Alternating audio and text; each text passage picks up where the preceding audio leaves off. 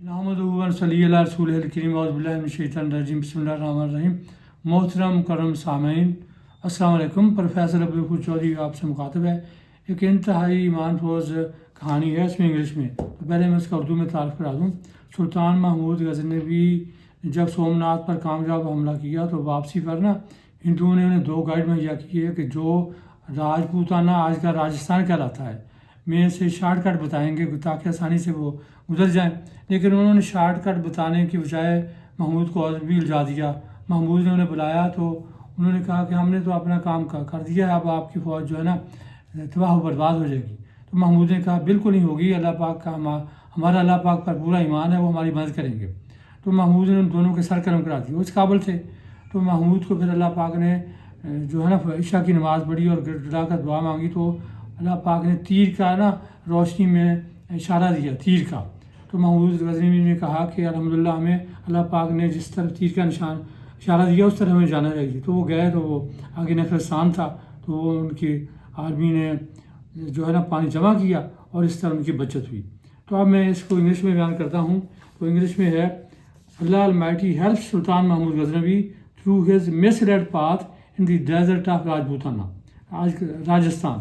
After the great conquest of Somnath, Sultan Mahmud had to return to Afghanistan. A Hindu Rani gave him 2 guides who had to tell Mahmud the shortcut way in a very large desert of Rajputana, which is now called Rajasthan. That Rani had advised her Hindu guides to mislead Mahmud in the desert so that Mahmud and his army may get entangled in the desert, in the desert, and thus it may suffer from thirst, hunger, and other problems of the desert journey, and thus may end in the desert. The guides were instructed secretly by Rani, and they kept this plot in perfect secrecy. Anyhow, Mahmud, his army, and the 2 guides reached the desert of Rajputana. Instead of having shortcut, it took more time to pass through the desert, and the desert could not be crossed. Water got ended, and there was a danger for the Muslim army to die of thirst. Mahmud called the guides. He told them that they had to tell him the shortcut, but there was no trace of the right path, and the desert lay unpassed. What is the reason? Both replied that was their Rani's order to mislead Sultan so that all the fighters might die of thirst and hunger. They further said, we have done our work, now you and your army cannot get through the desert. You all will meet your fatal end or death. You can treat us as you please. We are successful. Mahmud got much angry.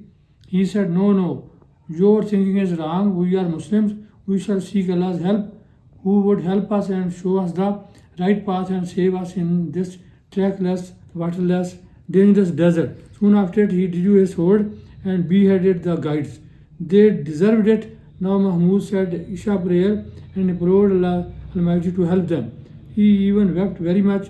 Allah's help came. It had to come for Sultan. It used to come for Sultan. At the time of trial, it was Mahmud's habit to implore Allah Ta'ala at critical times. He used to have an intention to say prayer of thankfulness to Allah Ta'ala in the battlefield in the case of victory. Allah Ta'ala used to fulfill his intention and gave him victory. Then Mehmood used to offer the prayer of gratefulness at the intended place at battlefield.